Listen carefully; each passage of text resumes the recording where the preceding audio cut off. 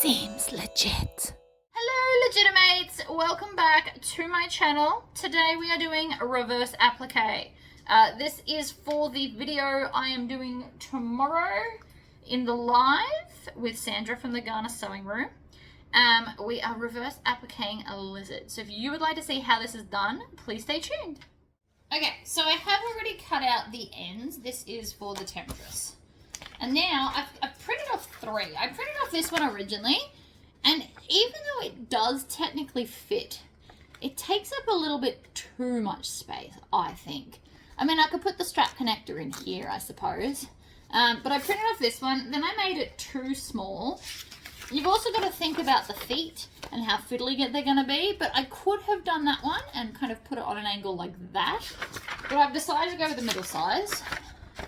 So it's big, but it's not too big, because we've got to go in these dotted lines, because that's technically the seam allowance. So that's what I've decided I'm going to do. You can also just measure it and then print it once, but I'm clearly not that smart. I'm going to use my pen knife, or you could use scissors. I would suggest some little scissors. These are my $4 Bunnings scissors, which I love. And I'm just going to kind of cut out the shape.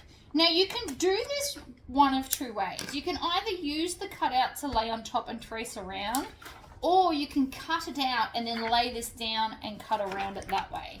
If you plan on doing the same cutout a lot, I do recommend laminating this so that it lasts longer. So I'm going to use it the second way, where I'm going to cut out the insides and then lay this down. Now I can already tell that this is going to be super fiddly around the feet, so make sure you charge accordingly. Like, these feet are tiny, it's going to be hectic. So I'm just going to cut this out and then we'll come back and do the next step. Alright, so that was definitely a tedious nightmare. I ended up cutting off most of the bulk of the paper, and then I just cut like random toes off one at a time, because it was definitely the easier way. If you're going to use this more than the once, 100% please laminate it. I possibly should have even laminated this one. But now I want the tail to go upside down like this. So I'm going to do it from the back. I'm not sure if I want him straight or if I kind of want him on an angle. So I'm going to put him here. Now, instead of having to trace all the way around, I'm going to take my pounce, because if I've convinced you to buy one of these things, we should get the most use out of it. And then I'm just going to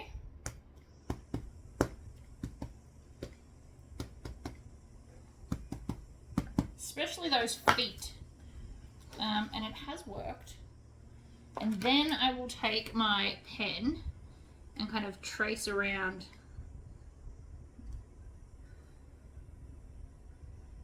the edge, because that is easier than the paper moving constantly. And then we come up, there's an eye, we go around, there's another eye. So whether you can see this well or not, I can trace it enough. Alright, so if you get up close, you can see it enough. And you can just pick where you want to trace from. Tail. I really wanted a gecko with a curly tail. That was a big thing for me.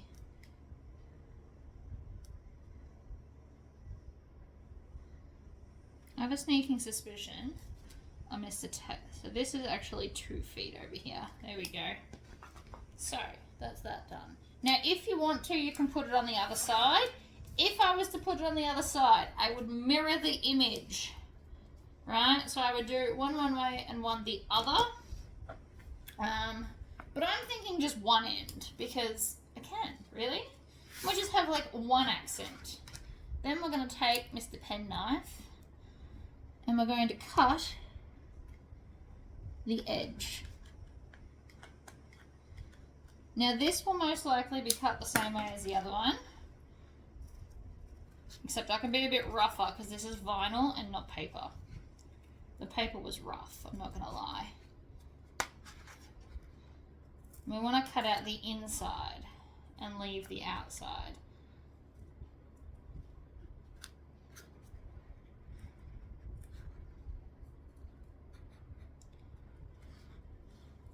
So the scissors are really helping. It is going to be super fiddly to do all those toes. I definitely didn't pick the easiest thing to do. However, I regret nothing. Right? This is also why I'm only going to do one of these and not two. So this is how I cut the paper. So I've done it to a certain point. Now I'm going to go over to the other side and cut this side as well, because we're cutting the inside out. So we don't care what the inside does.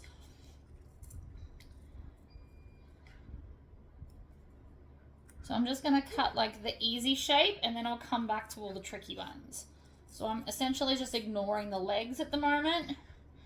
Come around here, then we've got our eye, our head,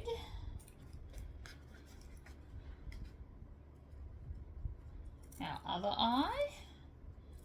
Again, with the leg, we're just going to ignore those bits for now, because we want to get the bulk out because it's easier. Might do these feet because I'm already here doing them. And little scissors are definitely going to help with this, okay? Don't try and do this with some big bulky scissors. You're going to make a mistake. So now I've got a leg. Yay! So now I can come over here, and with the tail, because it's super curly, sometimes it's easy to do the outside curve before the inside one. And then we can come back and do the inside curve, or you can turn it around entirely and come back the other way. But I found it easier this way. You could also use your cutting machine to cut this out. Probably should have done that before right now. Too late now though.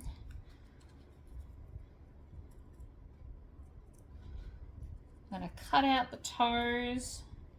So we come and do the feet kind of at the end, because they are the fiddly part. This would definitely be better done on like your Cricut or your Scan and Cut or whatever. Chop. So now I've got 2 feet. We're nearly there. Then we get to stitch this. That's going to be fun, isn't it? I should have really used the cutting machine. I will do another reverse applique with the cutting machine just to show you that it can be done. Me and the cutting machine with vinyl have never really been friends. That's why I tend to not do it. But mine is a much older model, and so far I just can't justify buying a new one. Although a new cutting machine probably wouldn't be the worst thing in the world. I do have a deep cut blade for my Scan and Cut, but it's knowing the right settings, like everything, I suppose. The new machines, both Scan and Cut and Cricut, you can just tell it what it's cutting and it works it all out for you, and I do love that.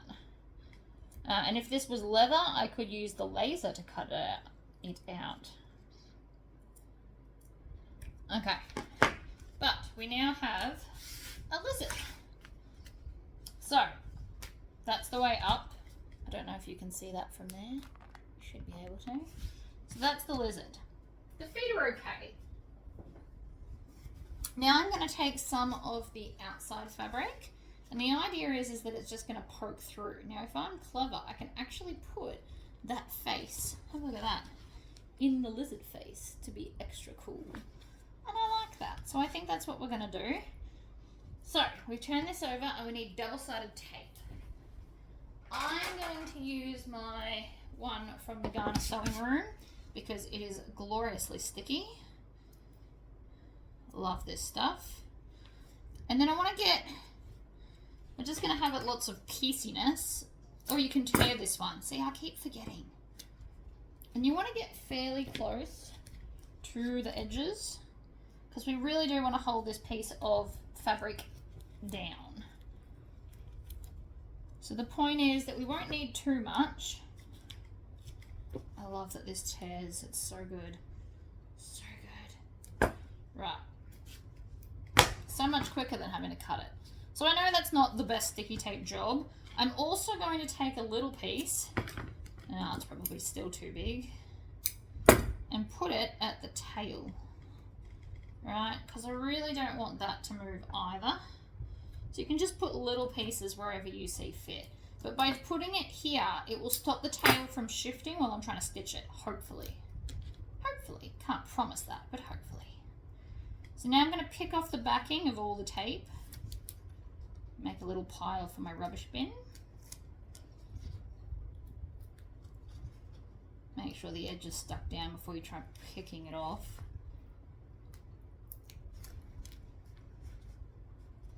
I just like to smooth over it with my fingernail or my thumb, just to make sure it's properly attached. And then, ooh, there, that looks nice. So I've got the lizard head in the lizard space, which I think is cool. And then I've just got another lizard being like a decorative piece. So now that I've stuck it down, I want to just kind of chop off the rest of the fabric. Now obviously this is a little bit wasteful, but I really don't care.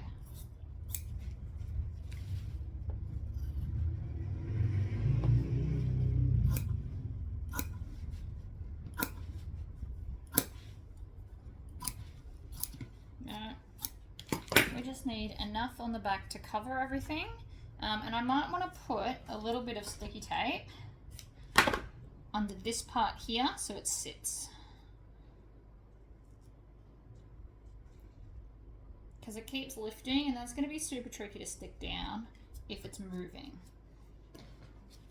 How cool is the side of that going to look? Now, let's go to the machine and stitch it all down. Alright, so I thought I might try a taller chair today to see if that's going to help my cause. And I'm going to want to stitch on the inside like this. So you want to make sure you've got a lot of tail. Hello, Knuckles. And then I'm just going to try and stitch really, really closely to the edge.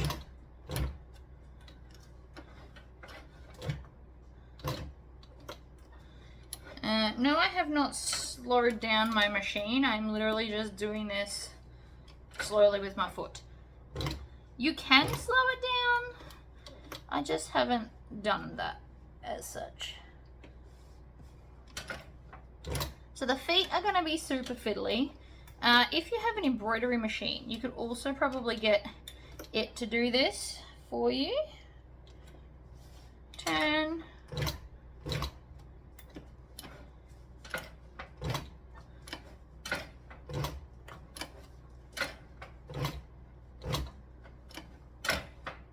And the reason I'm doing it on this machine as well is because it's got the walking feet. So I'm hoping that that's going to be more helpful to pull both layers through. And because I really just like using this machine. Now that it's back, we're going to see it a lot more in videos. Since I own it, I may as well use it.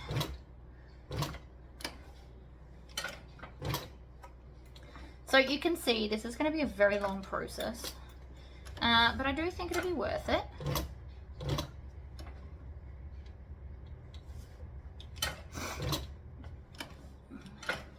And the feet will take the longest, but I did pick something super fiddly, right? Pick something simpler like a leaf, and this would go much easier. But when have I ever just done simple and easy? I feel like that's just not who I am. If you've watched previous videos, you probably agree. Alright. Oh, look at that. We got 4 stitches in a row. Woohoo! Next leg. So I actually think the tail is probably going to be the easiest part. Not even the head, because it's got the eyes. But the feet are definitely tricky. But don't be dismayed. Like, still do it. This is going to be so cool. I love a little bit of a reverse applique, and this one, totally worth it. I do still partially think I might want to do the other side, but on the other hand, I just want one accent. Don't overcomplicate the bag with too much. So for design purposes, the fabric is going to be the main body, and then these are just the ends.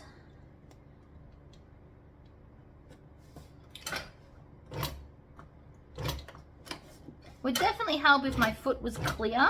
I'd be able to see the stitches better, but we're not that lucky.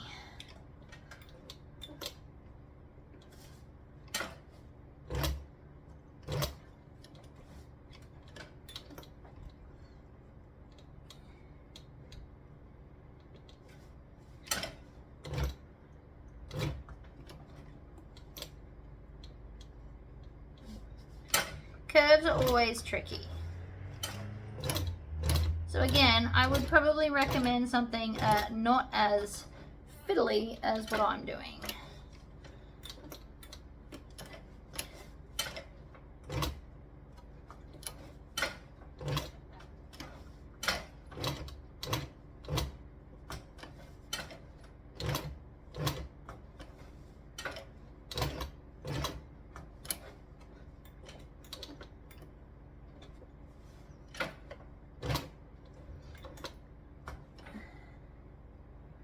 And it is fiddly, but we're like halfway.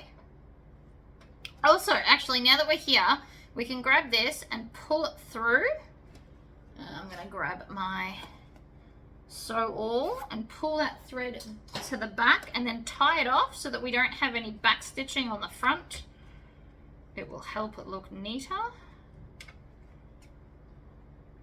Like that, and then we can continue.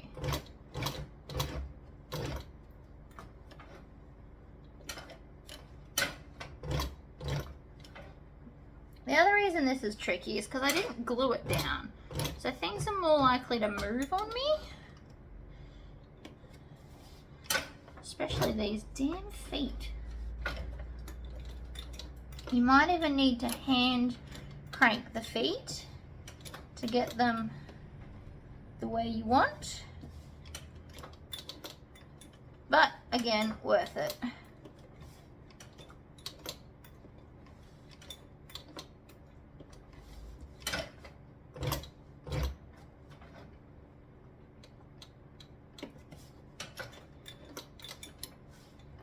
Once we've stitched all of this, we can go to the back and trim off any excess fabric, because I still need to put interfacing on the back of this. So I'm going to use both a base stabilizer as well as foam, but within the seam allowance, so it's easier to stitch the bag together later.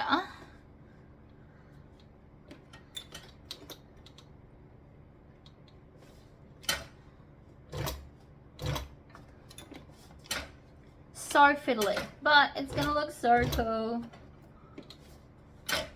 You could also freehand this if that's your thing. It's clearly not my thing. I've never been good with freehanding, like free motion quilting, but that would definitely work in this situation.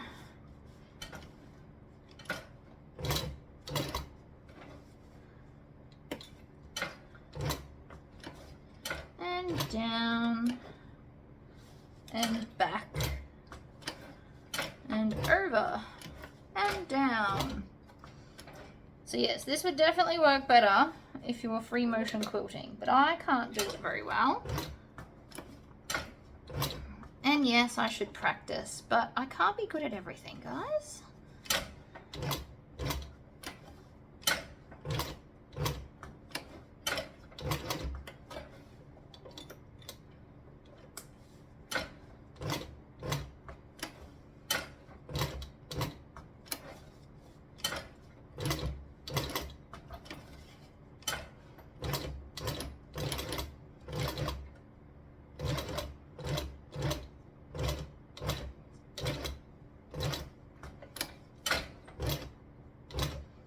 Yes, I've got my hands dangerously close.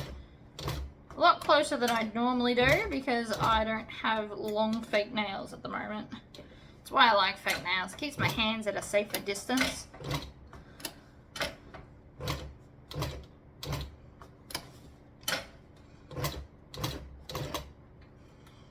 Needle down, pivot.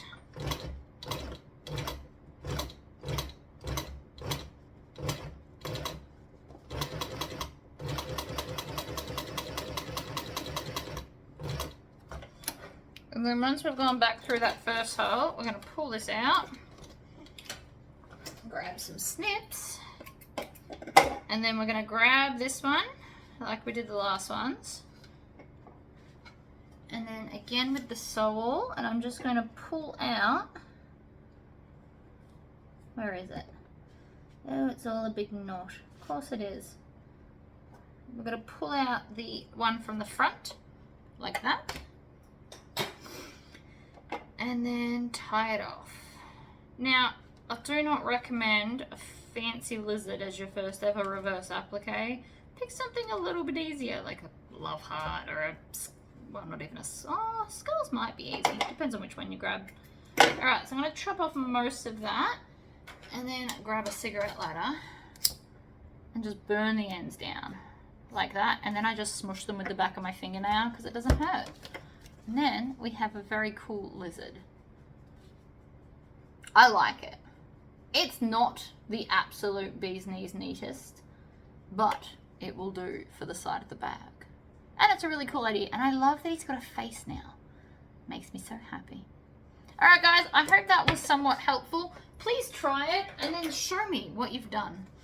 Don't forget to like this video and make sure you are subscribed to my channel to hear about all the upcoming things that are happening. Alright, bye guys!